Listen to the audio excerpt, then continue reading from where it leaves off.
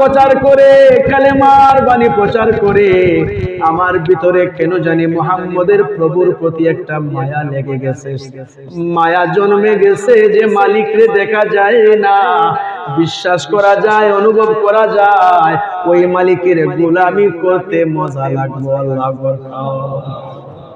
চাচা আপনি আমারে বলেন যে দেব দেবীর পূজা, যে দেব দেবীর ধর্ম আমরা মানি গো, এই মূর্তিগুলা আমরা নিজে বানাই, নিজে বানাইয়া এটারে আমরা রং দিয়া সাজাই, আমরা নিজে বানাইলাম, ভিতরে বন দিয়া পিছনে বাঁশ ঢুকাইয়া দিলাম, আর এই দেব দেবীর পূজা আমরা করি, আমরা এইটারে বানাইলাম মূলত ওই মূর্তি আমরার পূজা করব, আমরা কেন তার পূজা করব? এই কথাটা চাচাজি আমার ভিতরে বারবার জেগে, বারবার জাগে, আমার বুঝতে আর বাকি নাই মুহাম্মদের ধর্মই সঠিক ধর্ম। আল্লাহু আকবার। মাত্র 17 বছর বা 18 বছরের যুবক এই কথা যখন বললেন, চাচা রেগে আগুন হয়ে গেলেন, ডেকে ডেকে বললেন, রে আব্দুল উজ্জা, তোর কি মাথা ঠিক আছে নি? তুই কি বলতেছিস?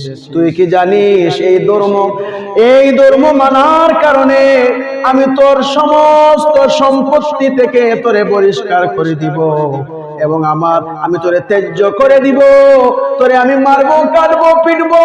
ডেকে ডেকে কই চাচা, মারেন, কাটেন, যাই করেন, আমি কালমা ছাড়তে রাজি না। আল্লাহু আকবার। ডেকে ডেকে কই চাচা গো, সমস্ত সম্পত্তি আপনি নিয়ে নেন, জোর করে নেওয়া লাগবে না। আমি আমার রাসূলের প্রেমে, আমার আল্লাহর প্রেমে আমি দুনিয়ার সম্পদ দিয়া আমার আল্লাহর জান্নাত কিনে নিলাম। আল্লাহু আকবার। চাচা ডেকে ডেকে কয়, তাইলে তো তুই আর মানবি না, তাইলে তোর পরনে যা কাপড় চোপড় আছে সবগুলা আমার দেয়া, ওইগুলা দে আমারে। এই বলে আব্দুল উজ্জা এই ছোট্ট সাহাবী উনার পরন থেকে টেনে টেনে জামা ছিঁড়ে নিল। এবার ডেকে ডেকে কয়, চাচা আপনি আমার জামা ছিঁড়ে নিলেন, কোনো আপত্তি নাই, কিন্তু আমার পরনের লুঙ্গি ধরে টান দিবেন না। ডাক দিয়া কয়, না না না, ওইটাও দিয়া যাও লাগবো তোরে, এইটাও আমার দেয়া। এই বলে বাবাজিরা রে, উনার পরনে যে লজ্জাস্থান ঢাকা ছিল কাপড়টা টেনে ছিঁড়ে নিল আব্দুল উজ্জা। আল্লাহর আকাশের দিকে তাকায়া তাকায়া কয়, মালিক, এখনো তোমার নবীরে মুহাম্মদ দেখি নাই, শুধু নাম শুনেছি, তোমারেও দেখি নাই। তোমার উপরে ঈমান আনার কারণে আমার চাচা আমারে অপমান করলো, অপদস্থ করলো। আল্লাহ তাআলা গো আমার পরনের কাপড় নিয়ে আমার উলঙ্গ কইরা দিল।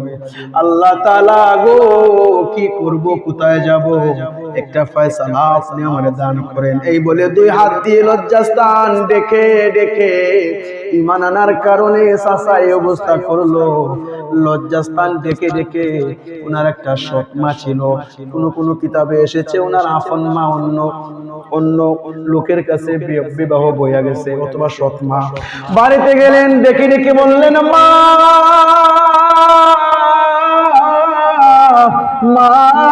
গো, আমি তোমার আব্দুল উজ্জা, একটু দরওয়াজা খুলেন গো মা। মা ভিতর থেকে ডেকে ডেকে কয়, তুই নাকি মুহাম্মদের ধর্ম মানছস, মুহাম্মদের ধর্ম, তুই নাকি কালেমা পড়েছস, আমার সাথে তোর আর কোনো প্রয়োজন নাই। ডেকে ডেকে কয়, মা গো, কোনো কিছুই চাইবো না, তোমার বাড়িতে থাকতেও বলবো না, শুধু আমার একটু কাপড় দেন গো মা, আমার লজ্জাস্থান দেখা যাচ্ছে গো মা।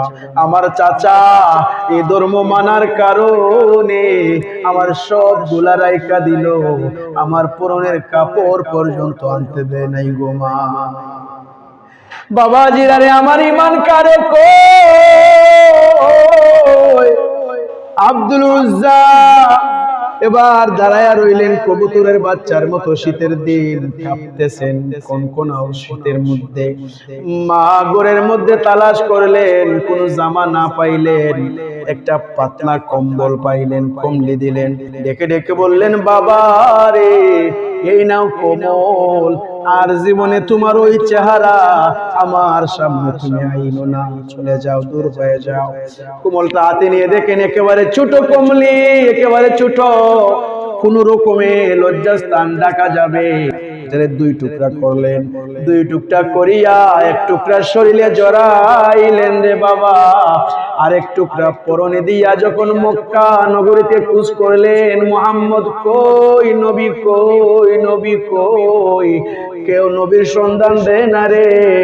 হঠাৎ জানতে পারলেন নবী আমার হিজরত করিয়া মদিনায় চলে গেছে। এত দূরের পথ মদিনা, মক্কা থেকে কিছু দূরের পথ, ঠিক কিনা?